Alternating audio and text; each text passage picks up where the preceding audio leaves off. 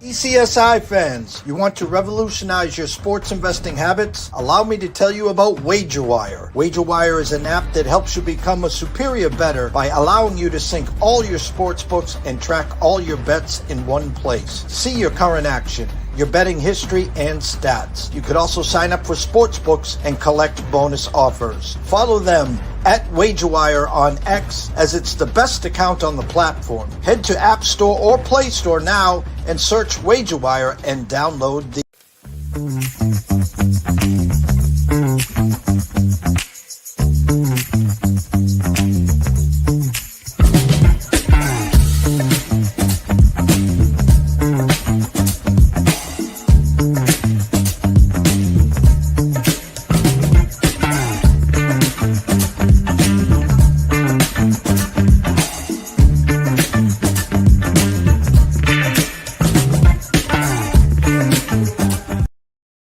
Excuse me, Mr. DJ. Hey, check this out. We got a great show coming your way. From the ECSI Sports Studios, the #1 sports information program in America, the Breakfast Bankroll, with your host, the sports broker, Jeff Dawson.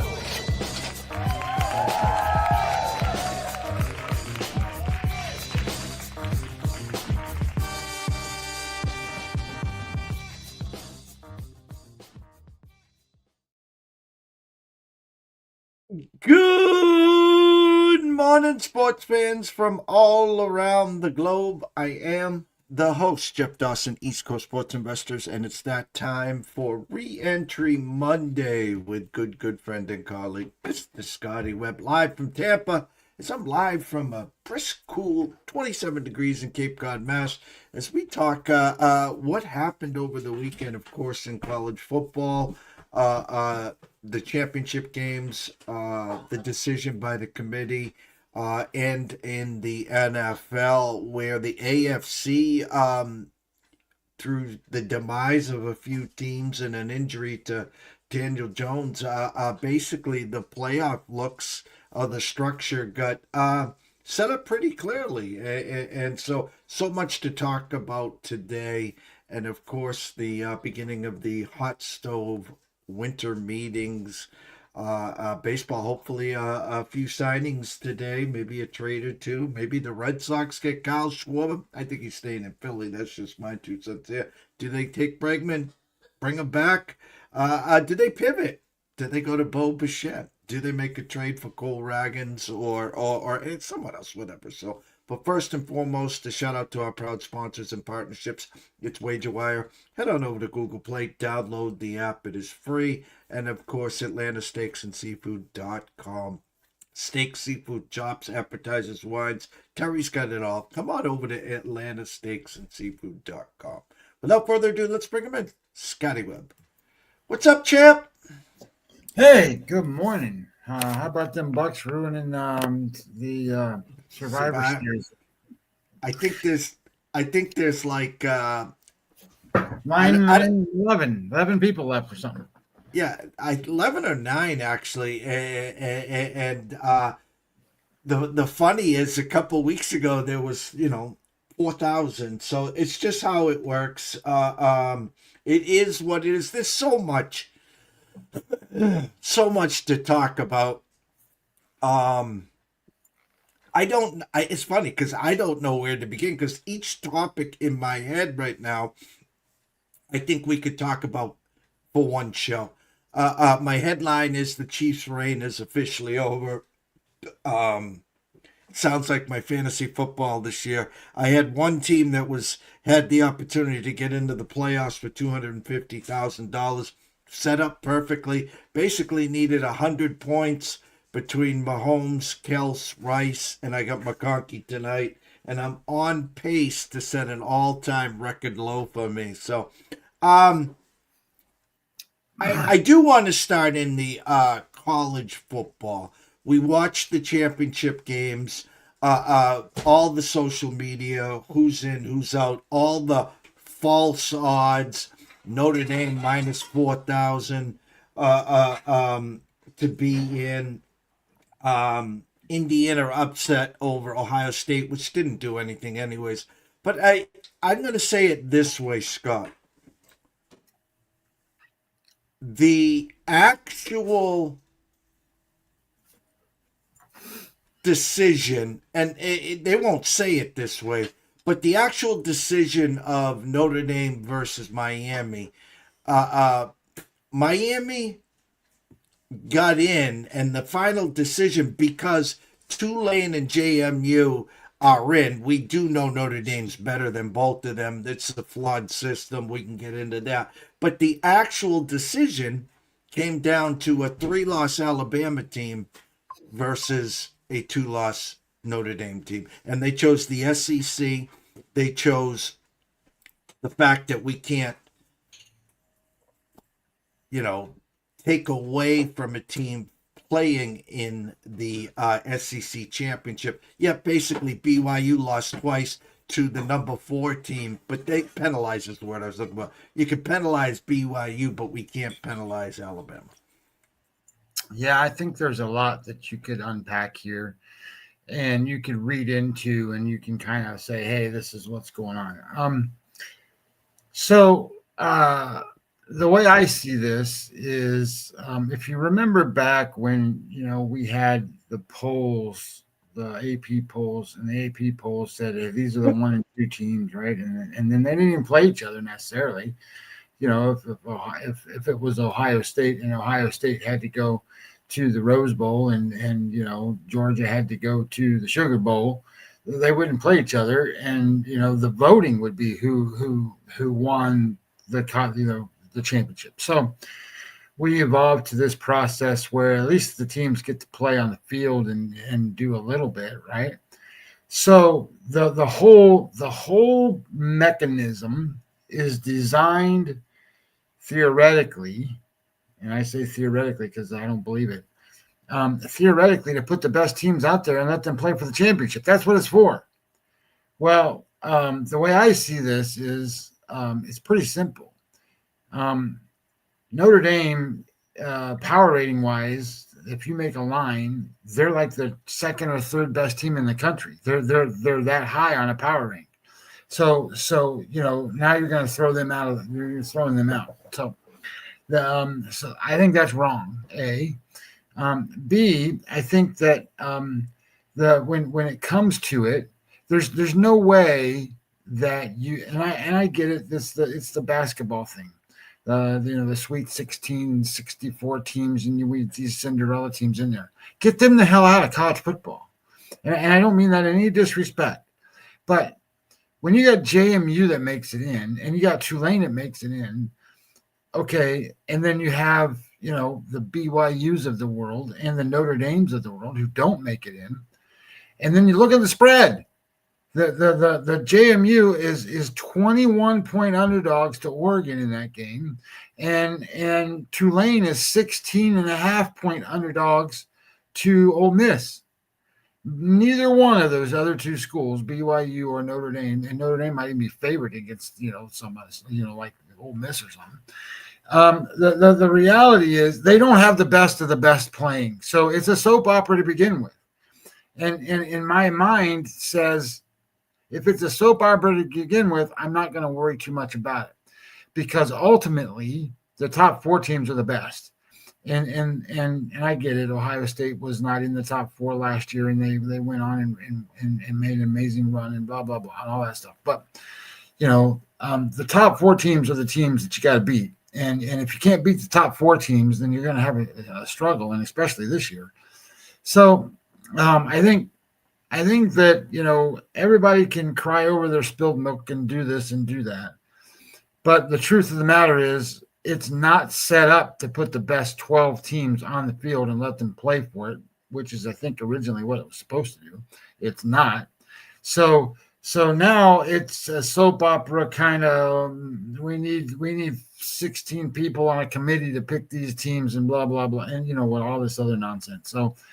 So I just don't want to invest my time into figuring out what these people's perspective on football is, because, most of them don't even know a whole lot about, most anything. So anyway, I just think that that's kind of the way that works. Now, I will say this: as we're getting ready to have the bowl games and we're getting ready to have the college football playoffs, I think it's important to understand.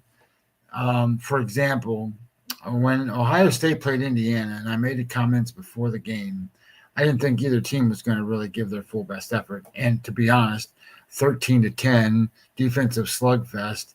I don't think either team really gave their full best effort in that game, and I also think that I think a lot of people like the idea that Ohio State got beat, and they think Indiana is really good.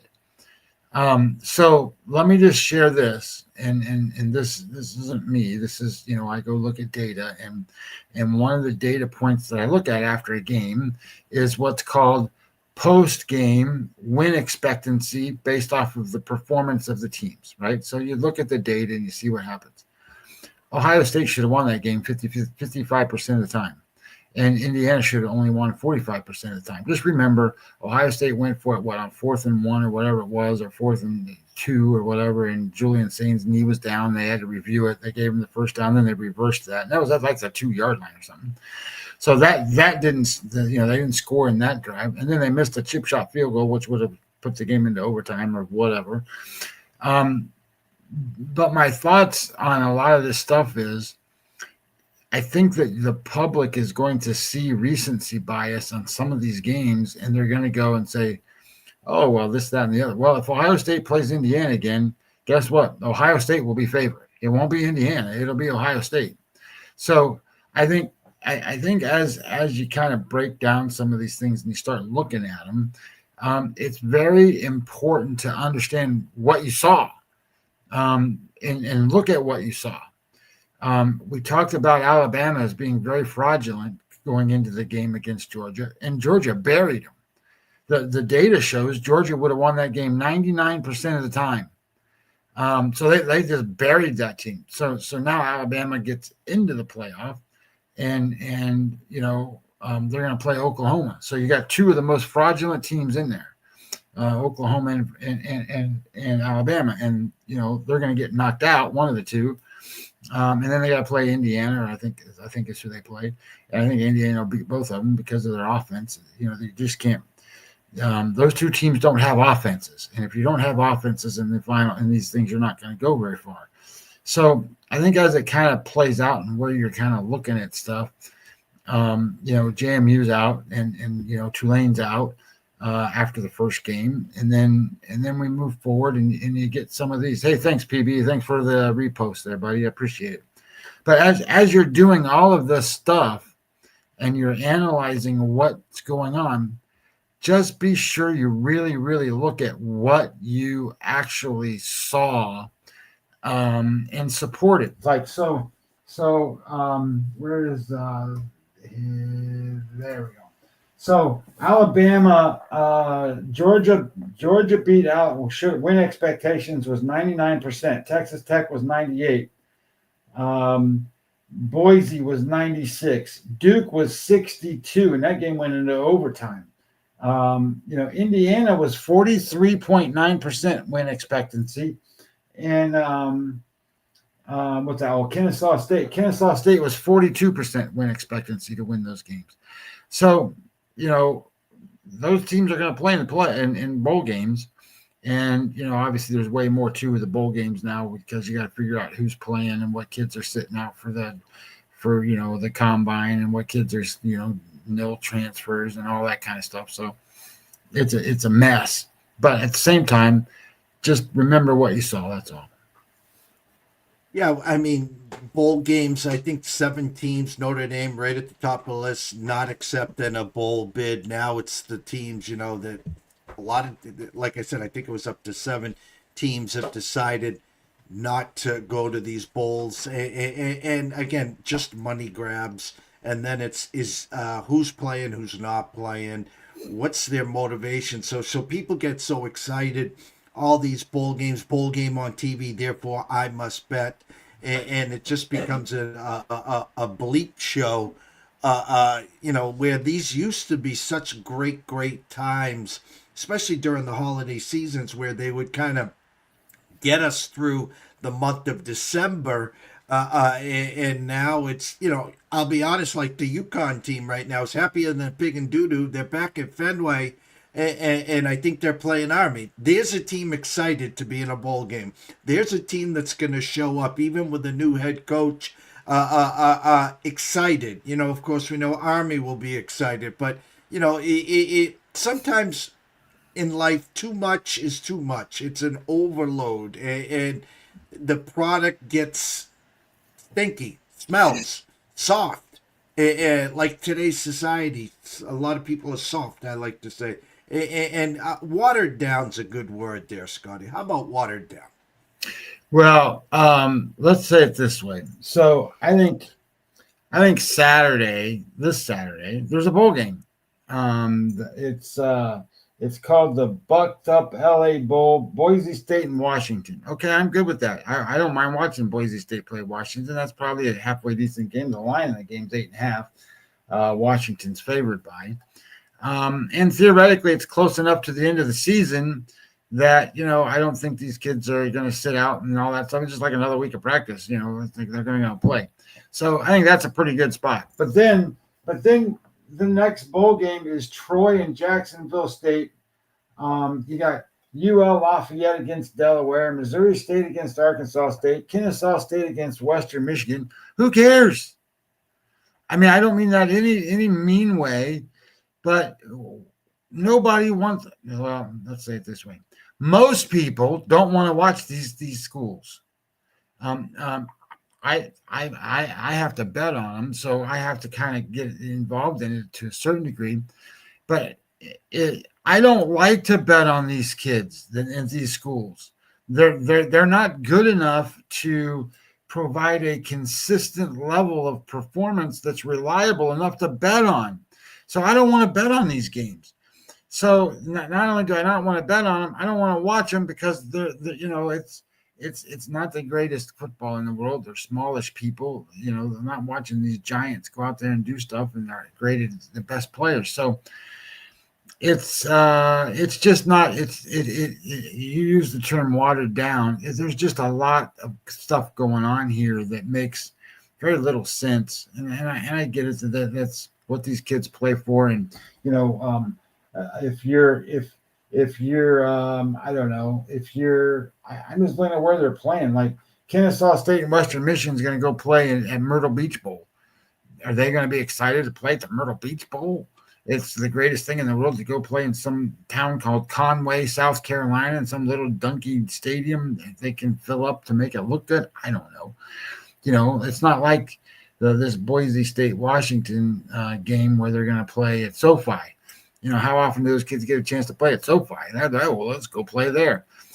So I think some of this stuff is just amazingly retarded, and I use that in a bad way, I guess. But where people really think that you want to watch that game because it's a bowl game, it's the only one on, and all that stuff. It's an amazingly, in my mind, silly exercise. And you're trying to handicap, what did I say? Kennesaw State and Western Michigan, for example. I get it. They were decent in their playoff games and all that stuff, and they're decent teams, I suppose, but they're nowhere near great teams. And that line is Western Michigan -4. And they're, I don't know. I don't know. It's, to me, college bowl season is great. But at the same time that it's great, there's only a handful of games that I'm, other than the playoffs that I'm interested in. The good matchup, Michigan plays Texas. That's a pretty good matchup. Illinois plays Tennessee. That's not a bad matchup. Some of that stuff as they go. I thought it was a good matchup to when they put Penn State against Clemson. Two of the teams that are both the most let down teams in college football this whole season. Now they get to battle to see who's the crown of the worst, let down team of all of them. So I thought that was kind of fun. So, some of that was kind of neat, but, looking at these matchups and kind of how it all breaks out, but I do want to do an exercise with you today. And we haven't talked about this, and I did it last week, and we talked about it a little bit, or I talked about it a little bit, where as we start to break down the NFL and who's in and who's out and all that stuff. I did it again this morning because, now we have a lot more information. For example, you got the Colts and the quarterback situation, and boy, do they look bad without a quarterback. So they're and the line in that game for this week for the NFL. Where's that Indianapolis game? Indianapolis. Well, that's this week. Next week's game. So Indianapolis, that game is at Seattle. The line opened Seattle -3.5, and now that we got the injury, it's 10.5. Seattle's 10.5 point favorites in that game. And if you look at the Indianapolis schedule, they're not going to win another game. So we talked about it last week as we were saying, hey, Indianapolis, or maybe it was 2 weeks ago, I don't remember. Indianapolis was leading the way, and I said I don't think they're going to make the playoffs. Looking at their schedule, there's no way they're going to make the playoffs. We talk about last night's game, for example, where Houston, looks really good, especially on defense. And they beat Kansas City in Kansas City, and we just keep saying, well, what's going on with Kansas City? Well, based on if we play this out and we play it out, there's where's my thing at here? So I play it out the rest of the season and go look at it. Denver #1 seed, New England #2 seed, Houston #3 seed. So obviously they're the division winners. I got Pittsburgh now winning the division where I think Baltimore was winning before. And then in the wild cards, I got Buffalo, Jacksonville, and guess who? Kansas City makes it in. And Kansas City ends up, and we can, you can look at this and kind of look at it. Kansas City 6-7 right now, and I got them ending up 10-7. So if Kansas City ends up 10-7, then the next closest team that would have to beat out the Chargers. Where are the Chargers going to be at? Well, they got a pretty tough schedule. I think they lose tonight in a close game, but I think they lose tonight. They're 8-9 the way I played this stuff out. So they're 8-9, and then Cincinnati is 4-9. I don't think they lose. They got a pretty easy schedule. They're going to be 8-9, and then the Colts, they're going to be 8-9. So that puts Kansas City in. So it does matter what the opponents do, and that even gives them flexibility to be in. So I think as we look at this, and we'll put this up, and you can go through it with me, and we can look at it, and maybe you'll pick different games than that I picked in terms of who's going to win games. I had issues with, does Tampa Bay beat Carolina twice because they play them twice, or do they split? Does the Rams win against Seattle when they play the next time? I don't know. I watched the Rams play yesterday, and the Rams are really, really good. And I bet on Seattle yesterday, and they won and covered. But that game was 6-6 at halftime, and they were just floundering, looking terrible. So as things played out, I think in the NFC I have the Rams, the Packers, the Eagles, the Buccaneers, and then the Seahawks, the 49ers, and the Detroit Lions. Well, that's a pretty damn good lineup there. And the team that's probably best that doesn't make it in there is the Chicago Bears. Chicago Bears in 9-4. No, they in 10-7, and they don't make it. Dallas ends 10-6-1 and doesn't make it. So that's the way I see it. So that's up to you if you want to kind of play these games out, and it'll show you. You just go through and go, okay, who's going to win this game? Who's going to win this game? And then it totals them up for you at the end. And there's only 4 weeks left, so it doesn't take too long. Hold on to that. I have so many topics going on in my head. For instance, the Chiefs, again, first play of the game. another tackle, I think it was out. The injuries adding up. The expectations. The been to 5 out of the last 6 Super Bowls. The light switch is eventually going to get turned on. Bad matchup for them last night versus Houston. Andy Reid in a tied 10-10 game late in the third decides to go for it on his own 38 or whatever it was. A lot of crazy things going on there. The Bears go from the 1 seed, I think, down to 7. Again, driving to tie it up. Do they go for 2? And then, Caleb throws a pick. There, you talk about the Ravens. The clarity I woke up this morning. The clarity I woke up this morning in the AFC is obviously the Colts are out because of the injury. They don't have a quarterback. Andrew Luck or Peyton Manning's not walking through that door. And mentally, the Chiefs are out. It's just one of those years that they reset. And, don't forget, they got to play Denver again. That was, if they beat Houston, here comes the momentum. All right, they're going to beat Denver in the rematch. It's at Kansas City.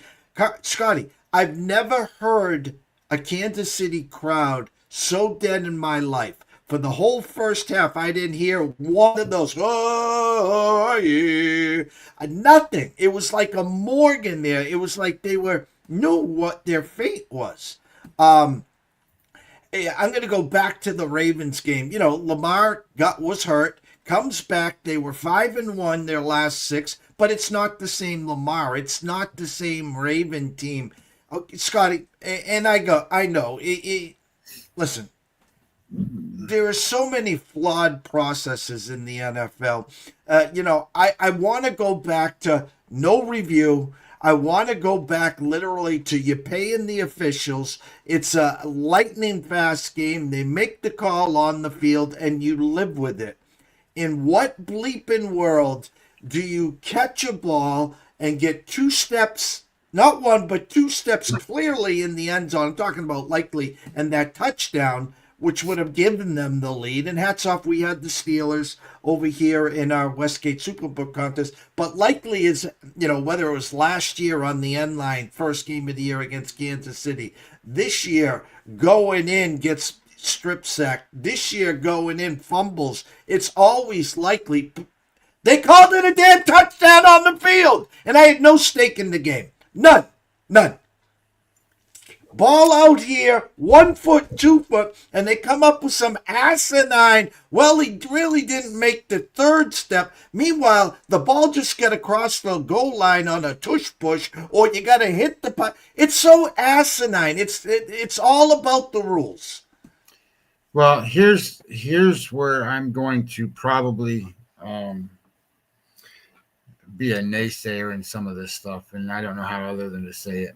I don't get worked up over the officials. I don't get worked up over calls. I don't get worked up on that stuff. Some are going to go your way, some are going to go against you. I felt like I had some of that stuff in the games that I bet on, where they either went my way or they didn't go my way.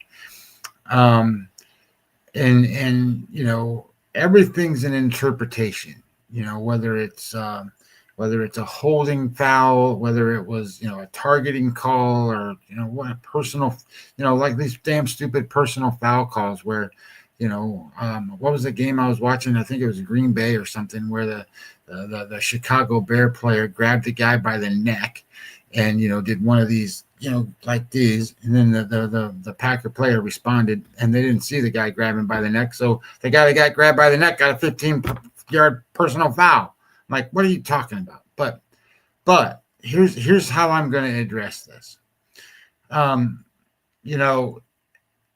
There are roughly somewhere in the neighborhood to 75 to 100 plays in an NFL game. College football can be more than that because of the way the time clock works and how fast they move and stuff like that. And I get it. Some of these plays are way more critical than other plays. And you're talking about scoring plays and some other stuff. But I will say it this way. It's not necessarily as gloom and doom as people make it out to be when something like this happens. It's just not. Yeah, there are other ways and means to do certain things and move the football, and or baseball the same way, or any other sport that you would have an umpire make choices and decisions and things. Everybody complains about balls and strikes and this and that, and all this stuff. So I think there's that misses the whole point of why did they lose the game. Well, in Baltimore's case, if I pull this up, where is Baltimore? If I go look at Baltimore and Pittsburgh, right? Where is Minnesota, New England? So Pittsburgh was 0.24 EPA positive, and Baltimore was 0.2. Baltimore was negative 17% EPA in passing. Baltimore had, in terms of where is explosive plays, Baltimore had explosive plays in negative 0.11 in terms of sacks. Like, they're getting outplayed. Now, that doesn't mean that they couldn't make a play or do this or that to help them. And maybe those data numbers and stuff suggest, well, maybe that would have been better. But keep in mind that of those 80 to 100 plays or whatever it is, they're getting beat on most of them. And if they're getting beat, they're getting beat. So you got to figure out a way to win the game. And I think they did. Well, I they did, because what was the score? The score was 27-22. But Scotty, my point is, when you're making up rules as you go, but you're not. It's all interpretation. Nobody's making up rules. I know. Not you. No. My point, very simply, is, remember when they first started this system, when the paid referee makes a call on the field, there has to be overwhelming evidence. My point on that call, and sometimes you get beat for 59 out of the 60 minutes and you find a way to win the game. Okay, I didn't have a penny on the game. My point in the matter is, when it becomes the ref show or New York or whatever you want to call them, and it was called a touchdown on the field, the guy clearly got 2 feet down. And now there's an interpretation in what rule book that says, well, technically he needed to get the 3rd foot down now. It makes no sense. That's my point, Scotty. No, I hear what you're saying, but we're just guys that watch the game, Jeff. We're not guys that have to read the rule book. We're not guys that have to interpret the rules. And I think there's perfect evidence of when the ACC plays these college football games, of exactly what they go through when they do a review, and what the review process looks like, because they allowed us in to watch that process and what it looks like. And to be quite honest, they're not going over rules in that either. They're going over, well, does he have 2 feet down? Does he have this? Has he done a football move? Has he held the ball long enough? Has he blah, blah, blah, blah, all this stuff. And they make the best choice they can make. And in my opinion is that whatever choice they make is whatever choice they make. And we're not in control of that. We're just not. So you and I are going to disagree on this. I'm not going to worry about it. I'm just not, because that's not my job. That's the officiating crew's job. It's the people that do the rules and all that stuff to interpret whatever those things are. And you can sit there and listen to Terry McCauley and I don't know, whoever else those guys are that were old referees, and now they sit there and go, well, this is why this, and this is why this, and this is why this. And sometimes they agree with the call on the field, and sometimes they don't. And it's I think all interpretation of whatever the rules are and whatever the situation is. And it's an ever flow, and it moves forward and things go on. And sure, it's a touchdown that got taken off the board, or it's this or it's that. I'm sitting there watching some of these games and go, well, that's holding. You can see him. He just tackled the guy trying to go rush the quarterback. Well, they didn't call it. Well, why didn't they call it? Well, maybe they didn't see it. Or maybe they just said, I don't care. I'm not going to call a flag on this. I called holding on the last 3 plays. I don't know what the scenario is. Don't know. But the reality becomes is as you play out the game, there are so many other plays you could have made or can make that overcome any of this stuff. So I get it. I get all of the noise and I get all of the stuff that surround it and I get all of the hype that goes with it. But it's all minutia. It doesn't matter. It's all, and again, you and I are going to disagree on this, but I don't see it that way. I see it as whatever. It is what it is. You made your ruling. Let's move forward. It's like the Ohio State kid his knee was down. Well, where was the ball at? Well, they can't see where the ball is. They just assume where it is. You didn't get the first down, so they marked it the other way. Now go win the game a different way, right? Go stop them. If you give up the ball at the 2-yard line or whatever it was, and if your defense, which is the best in the country, so to speak, can stop them from getting a first down right there, you're going to get the ball back in scoring position and go ahead. Well, they didn't. They let Indiana drive the ball down. Of course, Indiana didn't do anything with it at that time, but they drove down the field and then punted, and then Ohio State had to come all the way back. So point being is that there's way more to this than just, that particular play in that particular spot in that particular situation. The funny is at 4:00, Denver going in for a 10-point win. And of course, everyone in the world saw the Portnoy video heaved down by the quarterback to the Raiders, and a phantom flag. Therefore, Raiders come in, kick a field goal, lands on 7. Anyone? Yeah, but think about that. What's the point of even kicking the field goal? Why? Well, technically, there is. If the Raiders were in the playoff hunt, there was a reason, because one of the extended tiebreakers is points, this, that, the other. I thought, see, now I'm laughing because I thought that was comical, because the refs throw a flag for no reason, and that allowed the Raiders to get up there, and you're either going to throw a Hail Mary into the end zone, or that's what I thought they were going to do. It's like, what's the point of kicking that field goal? To take the short points. Fuck it. Excuse me. I get it. That field goal lets them cover, and the game goes over there. Again, there was so much to talk about. We could talk for 4, 5, 6, 8 hours today on so many subjects. As you broke that, and that exercise that you wanted to do, I want to use it tomorrow. That's why I'm pushing that back. I want to go through it. Yeah, because I said all along, like this week, Buffalo now comes to New England. I said Buffalo should be 1.5 point favorites, and there was an opening line of Patriots 2-point favorites. Well, Buffalo is favored in that game. The NFC is just a juggernaut. Rams, you're right. Rams look the total part. They do. And here comes Seattle chewing its food. Donald, the company, says, hold my beer. They put up 31 in the second half, or however 30. I still think those are the two best teams in the NFC right now, is Seattle and the Rams. And I have a question about Seattle. Like, they have great defense. They can score some points, but your question is Sam Darnold, because what he does in big games. So, well, yes, but at the same time, where's their running game? They have one. I don't know. They didn't have one yesterday. They didn't run the ball yesterday very well at all against an Atlanta defense. So when they're going to start playing some of these teams, I don't know where their balance is going to come from. So I have some concerns about Seattle. I think Seattle's going to be a great home team in the playoffs. Like, nobody wants to play in Seattle, so I think that's going to be a great advantage for them.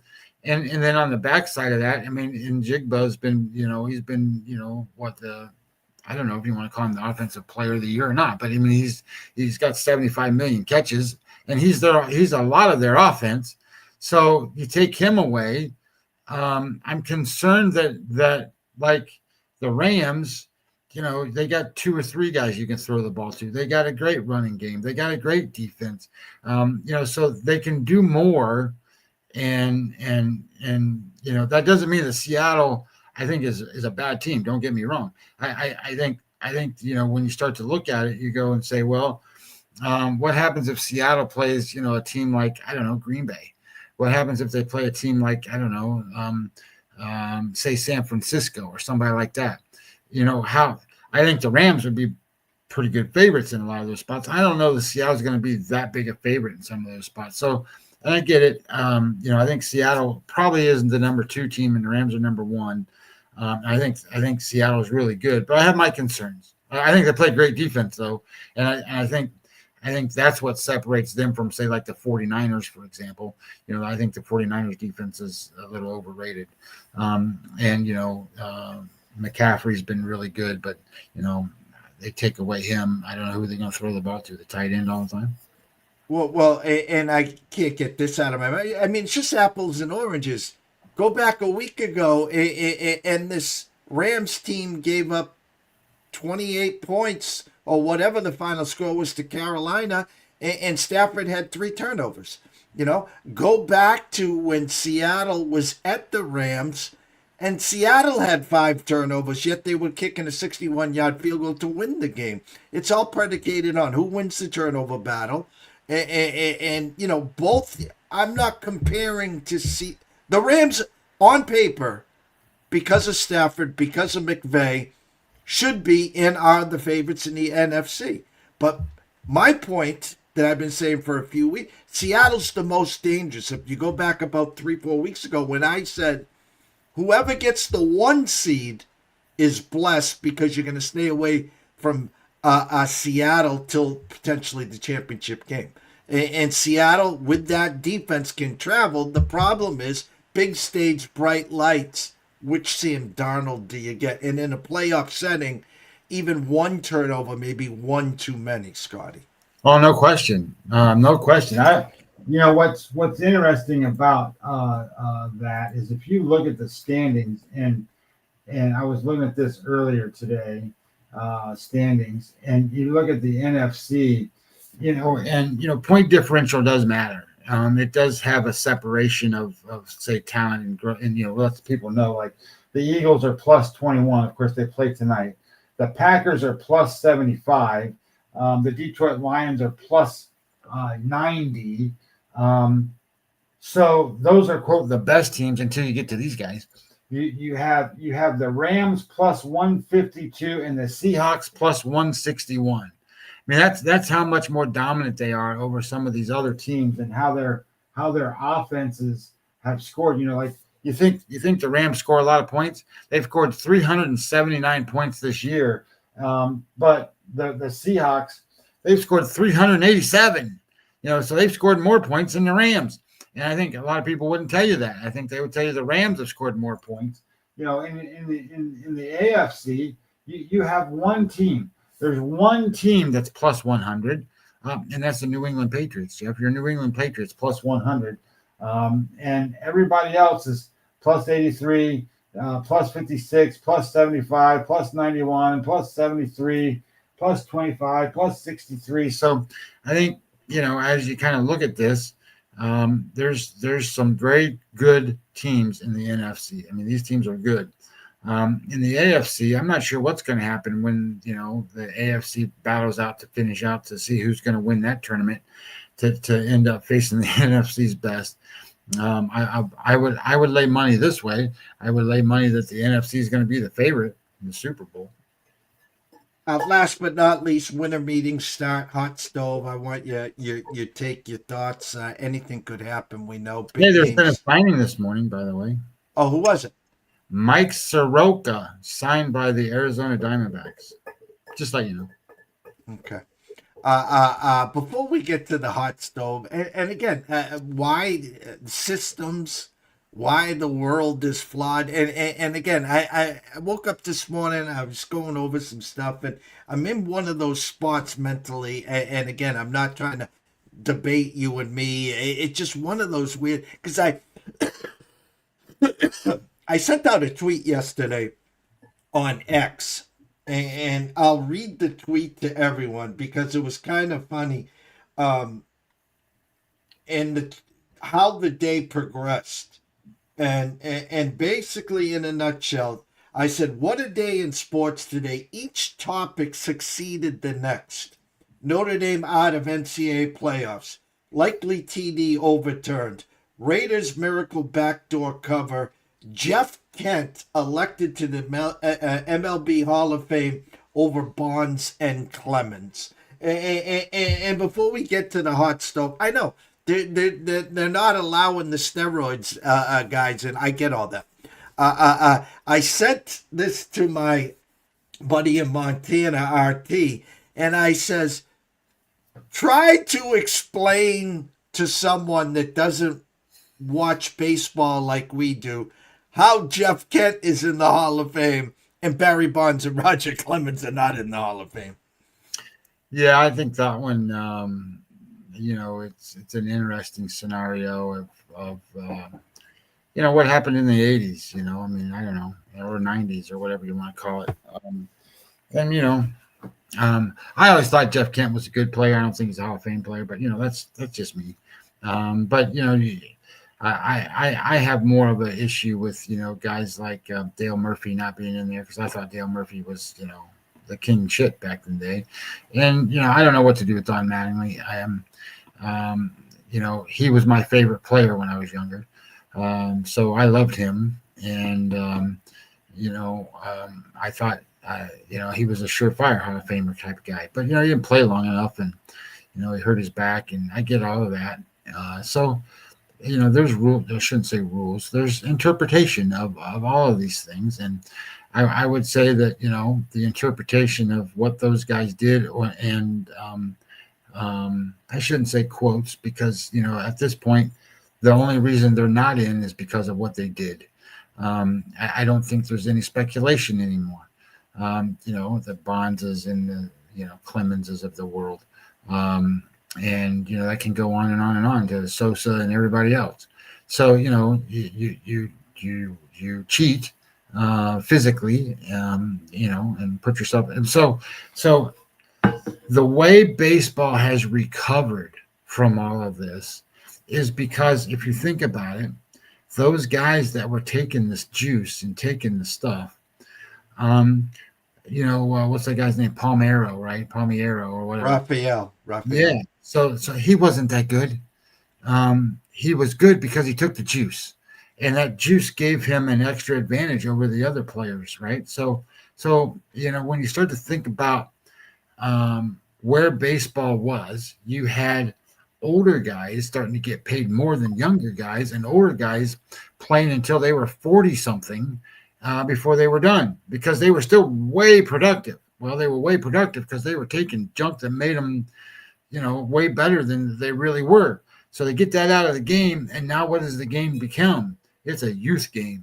You got young players developing and growing, and it's exciting to watch them run, and the speed they play with, and the talent that they have, and the things, as compared to the old washed up guys that took the juice and hit the home run. So baseball has evolved into a game that is quicker, faster, better, more talented players, more things happening on the field. And because of that, it's more interesting to watch. And, I think Hall of Fame related wise, the guys who vote on the Hall of Fame are all writers and stuff. So the writers didn't like it, the writers hated it, and they're not voting them in. So and then now that they go to they didn't get in by the writers, they have to the committee of other things to help them get in. And those are a lot of players. The players liked Jeff Kent to get in. So I don't fault anybody who makes the Hall of Fame. I mean, you've got to be a good player or a great player. And in a lot of people's eyes, I guess he was. I mean, he's the leading home run hitter for second baseman and stuff like that. So no issues, and I don't know that now anybody's out there going, well, he didn't deserve to be in. I don't really hear that. And if a guy like Fred McGriff made it in, and Dale Murphy and Mattingly didn't, I think you're going to hear the comments about, well, those two guys should have been in too, and blah, blah, blah, and all that stuff. Well, they avoided that because, Kent's in and those guys aren't. So, before I get your closing thoughts on the NFL game, we'll use that to wrap up there. Opening day. Already one signing, hot stove league. Tough spot for both sides in my mind. Meaning, there's a real good possibility at this time next year. We're talking lockout, yada yada yada. You can play the long game. Hey, we'll let a couple of the big fish drop, and then those 50 other guys looking for a job as each day the ticker's going, and there goes another 100,000. Then I come to you and say, hey, Scotty, I know you want to play. I know you're scratching an itch. Listen, why don't you just do a 1-year contract, bet on yourself, not knowing what the following year's for. But again, no Otani, no Soto, no big star 700, 800 million, 650 to set the market, the Schwarbers, the Tuckers, the Bregmans. Day one, we're going to be here tomorrow. We're going to be here Thursday. We're going to be here Friday. Day one, give me the Scotty Webb Biff's Almanac.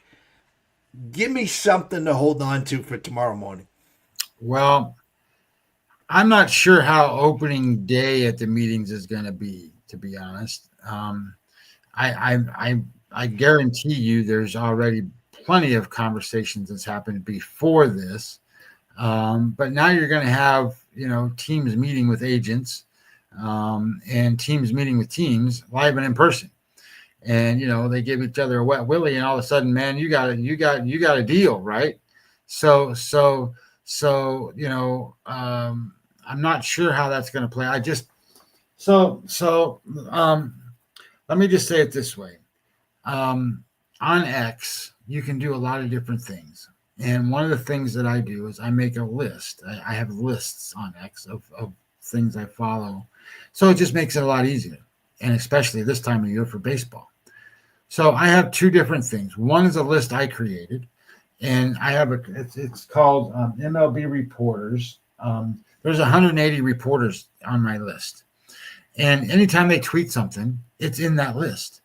So I get all the information like this when a trade happens or when a signing happens or whatever. I just gotta refresh my list page, right? So let me tell you this. If you go into that, you can follow my list if you want. There are 9 people that already follow my list. So if you want to do that, you can get the information. I also have another list that I follow that somebody else created that has, 300 baseball reporters on it. I don't like that one as well as the one I like because I've kind of done what I think is a little bit of homework on the reporters, and I don't just have every Joe Schmo throwing stuff out there and all that stuff. So they're a little different. So they're a little more qualified in my mind. Anyway, point being is, without a tool like this, it's very difficult to keep up. Like you can't spend all day watching the baseball network or whatever to figure out who's doing what. And heaven forbid you got to listen to Matt Vasgersian all day long. And not that I don't mind him, but I mean, holy crap. And Harold Reynolds and all these other guys, I do like those guys over certain other channels that you might watch, but man, it just gets monotonous of what you're listening to. So anyway, point being is you get information. And one of the things I think that's going to come across is what do teams like the Yankees do? And we talked about this a little bit. I guess Carlos Rodon is expected to be a late April or May starter. Like he had bone spurs removed out of his elbow. Okay, well, that means, late April puts him right in to be ready for the regular season. May means he's going to miss a couple starts maybe. And then it says Garrett Cole. Well, Garrett Cole's targeting May or June. Well, I mean, that misses the first, 50 games, 60 games. And then it says Anthony Volpe not expected back until April. Well, if he's not expected back until April, and then he's got to go get ramped up to play and stuff, maybe that's going to be an issue. So do they go get other guys to compensate for some of this stuff? I don't know the answers to these questions. So as I sit here and start thinking about who's going to do what and where things are going to go. It depends on what hype you believe and what hype you don't. What's the guy's name that works for NBC? Tom Verducci. Tom Verducci is out there preaching that the Toronto Blue Jays are going to go sign Tucker, and then the Red Sox are going to pivot and go get Bichette. That's what he's out there telling everybody in the world. And I get it. That may very well happen. And it could happen. But if it does happen, then great for Tom Verducci for saying, oh, blah, blah, blah. But listen, if you're believing that hype and you're believing that crap, you're believing the wrong things, because there's a lot of stuff that can happen. And there's a lot of things that, you sit there and there's a really good guy in Tampa. His name is Mark Tompkin, who does the Rays.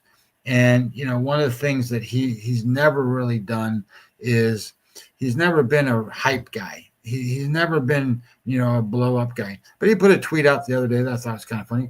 And it's him walking into the baseball winter meetings, and there's a sign on a glass door that says baseball winter meetings 2025. And he goes, I guess I've been in the right place. And, he walks in.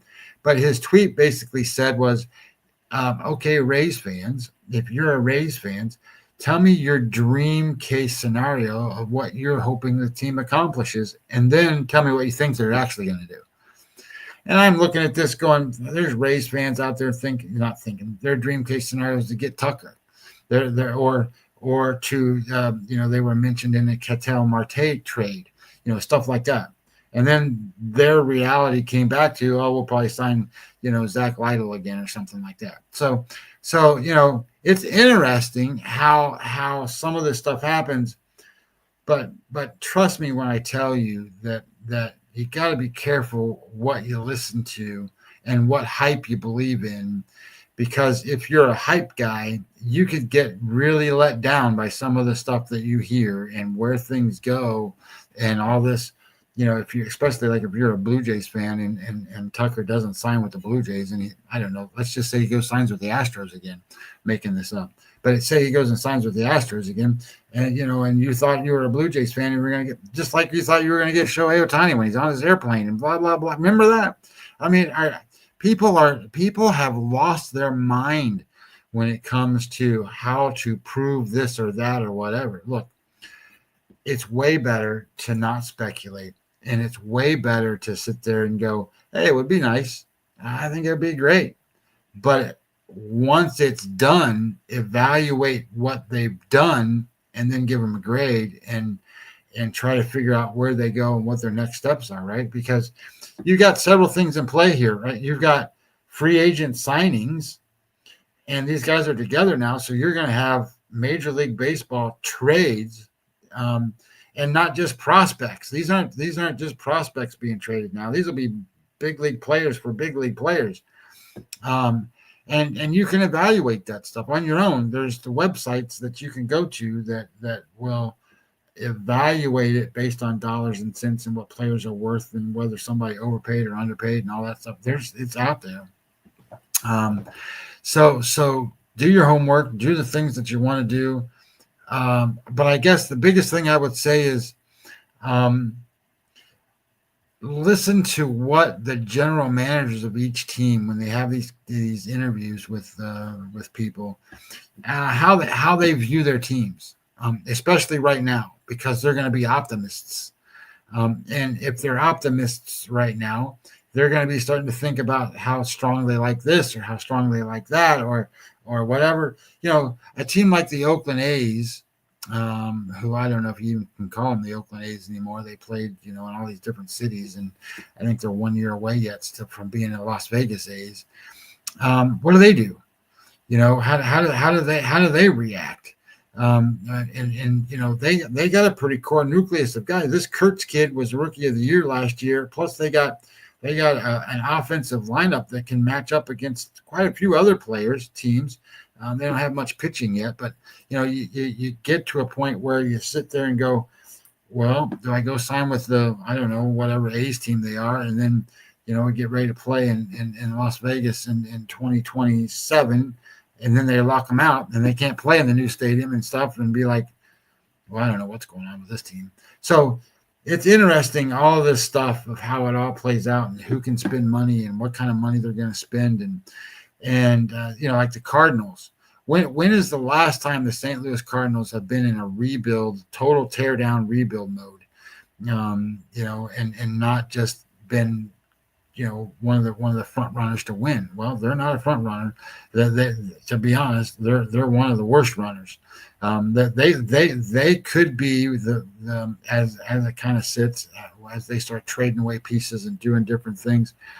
The St. Louis Cardinals could be one of the worst teams in Major League Baseball this year. They could be. They got a terrible pitching staff as it is right now, and then their best players are Donovan and guys like that, Brandon Donovan. And that's not saying a lot. So I'm not saying he's a bad player. I'm just saying that he doesn't match up to superstars. So they start breaking away some of those guys. They got nothing. And if you got nothing and you got no pitching, you're not going to do well. And they don't look to me like they're going to win, a lot of games as they sit today. So what they do and how they build and all, it's just all interesting stuff. And again, use your Twitter list, follow these guys. They're going to tell you, right away, boom, boom, because they're all there. The reporters are all sitting there waiting on something to report on.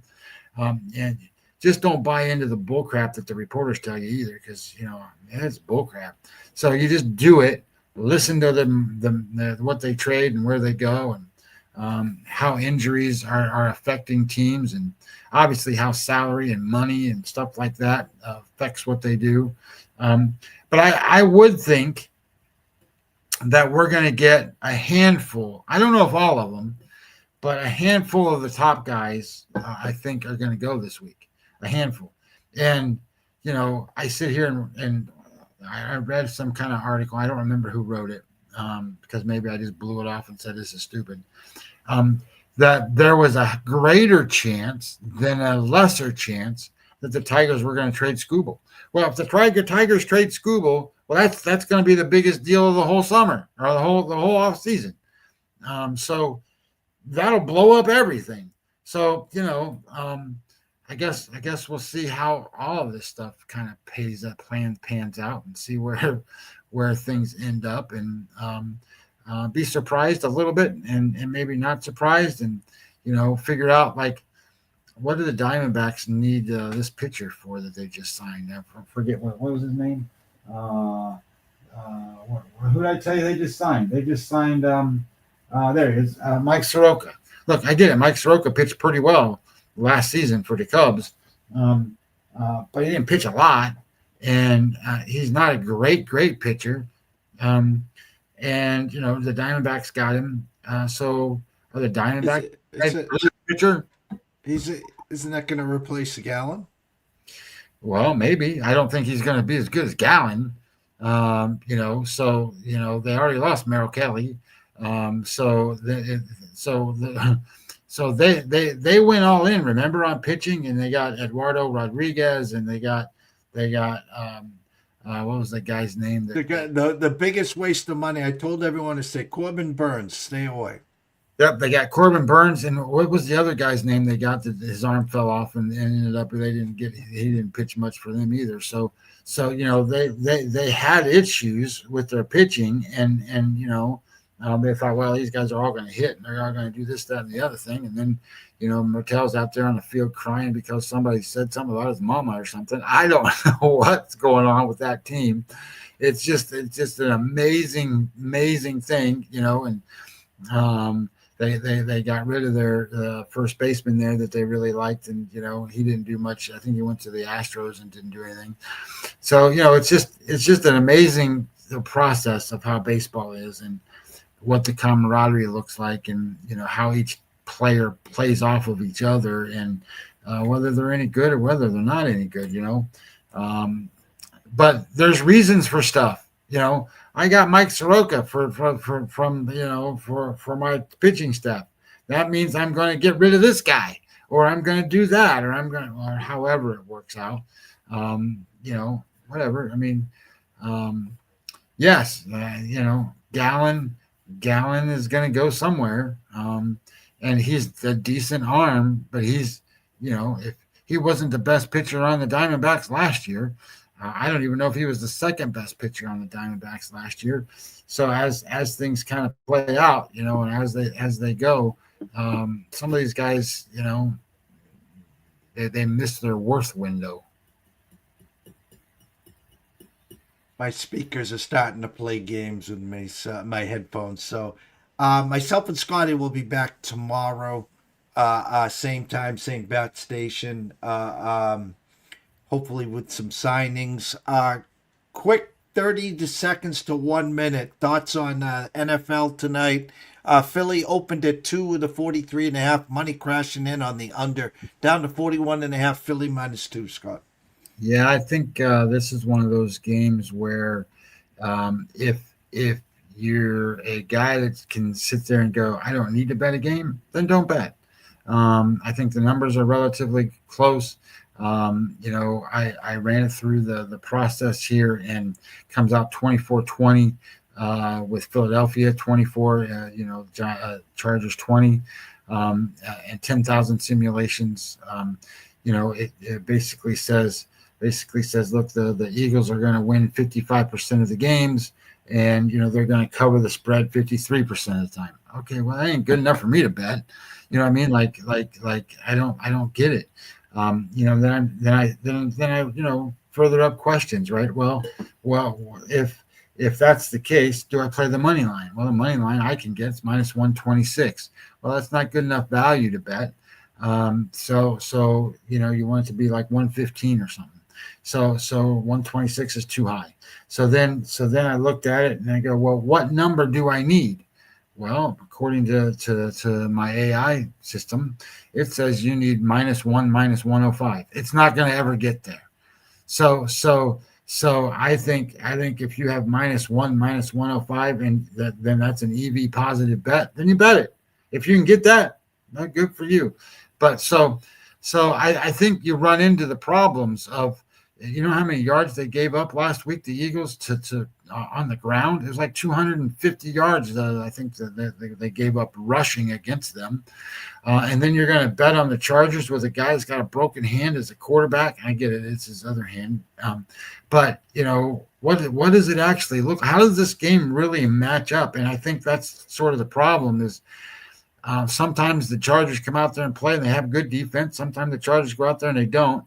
I think they're a scrappy team, so I think they want to fight and stay in the game. I think their head coach is scrappy, but I think the Eagles are the better team. But the Eagles also are banged up on the offensive line, and their number one run stopper, Carter, is out. So it's just one of these games where you sit there and go, well, are they going to let Hurts run the ball a little bit? Are they finally going to give the ball to Barkley and let him run the ball? If they do all this stuff, maybe they win and cover the game. If they don't, who knows? I think the Eagles win. But I'm not willing to bet it. That's my 30-second spiel.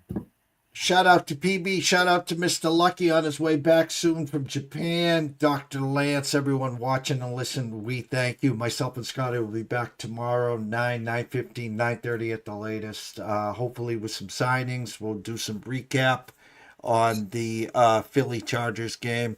Maybe talk about a few line moves. And also had the Army-Navy game on Saturday, which I was a part of 2 years ago on the field and on Radio Row when they were in Boston. Such an amazing spectacle.